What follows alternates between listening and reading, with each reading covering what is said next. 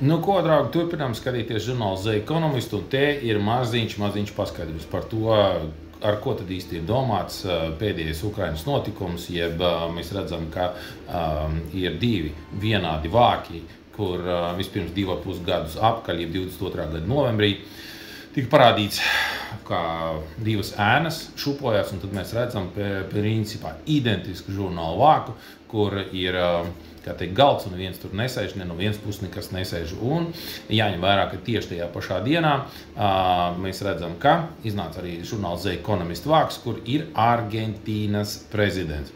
Un līdz ar to, ja mums ir Argentīnas prezidents, tad nāks atcerēties pēdējo pasaules karu, kad ļoti daudzi veterāni no kādas puses pārcēlās uz Argentīnu. Un te ir speciāla filma 16. gadā, 16. vai 18. gads, saucās Operation Finale, kā dažus labus cilvēkus no Argentīnas izvilka ārā.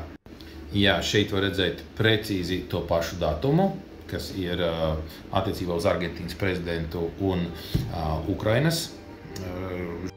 Tāpatās, kā jau iepriekš es teicu, kur ir Zelenska bilde, kas principā ieslēdzās martā, un tā reālais risinājums līdz Putinam aiziet, tas ir jūnijas. Un tad, ko mēs apskatāmies, tad mums vēl jāapskatās, kas tad tika parādīts 23. gada, decembrī, janvārī attiecībā uz situāciju par un ap Ukrainu. Nu, ko, skatāmies?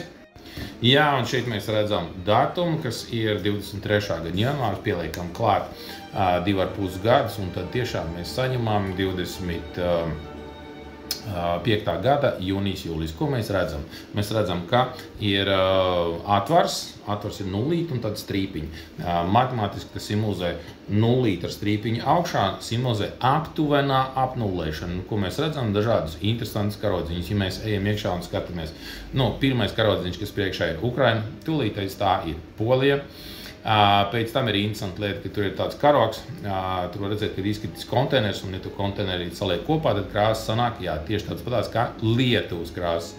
Pēc tam mēs redzam, nākamā krāsa ir Igaunijas karodziņš redzam, un tad mēs precīzi to pašu redzam arī ar Latvijas karodziņu augšā redzam, un tieši aiz Latvijas, ir Germany, ir, tāds brūn gan sarkans, dzeltens, un, melnais karodziņš tā ir, Deutschland.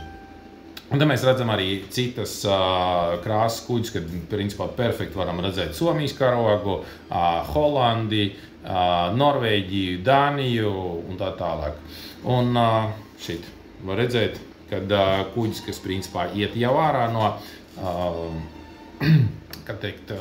apsummēšanas, izsummēšanas un kopējā, rēķina izmaksas, mēs redzam, ka tur ir Krievija priekšgalā. Kas tur ar karodziņiem vēl tālāk, bet visam negāja cauri. Līdz ar to skatāmies, vai astroloģiskais laiks arī atbilst tam, ko viņi pirms tam jau teica, viennozīmīgi.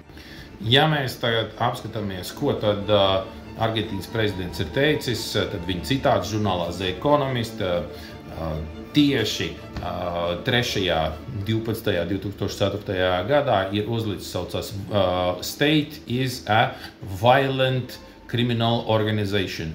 Un ja mēs tā skatāmies uz priekšu, ko tad vēl Argentīnas prezidents ir izdarījis un ar ko viņš šajā brīdī ir, simbolizē. Jā, viņš no valsts ir izvedis zeltu 4,5 miljārdu ASV dolāru apjomā. Tātad izvilcis ārā visas bagātības, kas tur ir.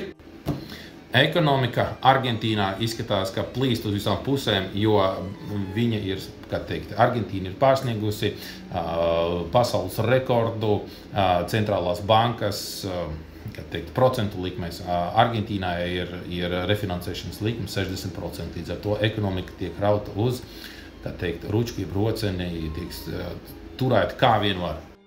Tā kā atgādināšu tikai to, ko teicu iepriekš, žurnāla apakšā mēs varam principā redzēt visas tās sfēras, kas ies uz leju. Ja tas ir housing market, kas ir mākslīgais intelekts, kas ir Londona kā tāda, kas ir nekustamā īpašumā kritiens un tā tālāk un tā tālāk. Līdz ar to, tā kā mēs redzam, kad vienā pusē ir Zelenskis, otrā Putins, līdz ar to šim konfliktam arī šogad ir principā jāiet uz beigām. Kādas tās beigas būs, kas uz kurien muks, kas uz kurien vedīs ārā, kādas bagātības aizies un tā tālāk. Tā kā gatavojieties, ja jums ir draugi Ukrainā un tā tālāk, varat gatavot placdarbu un tā tālāk, ja viņiem pēkšņi ir jābrauc. Nu, ja jums ir kāds pēkšņi zināms zemnieks ar lieliem traktoriem, jūs vispārējais, un kas domāju, ka liela daļa no viņiem to visu gribēs evakuēt, ja nu fronts līnijas brūk, šķīst un tā tālāk. Tātad, nu, ko es varu teikt?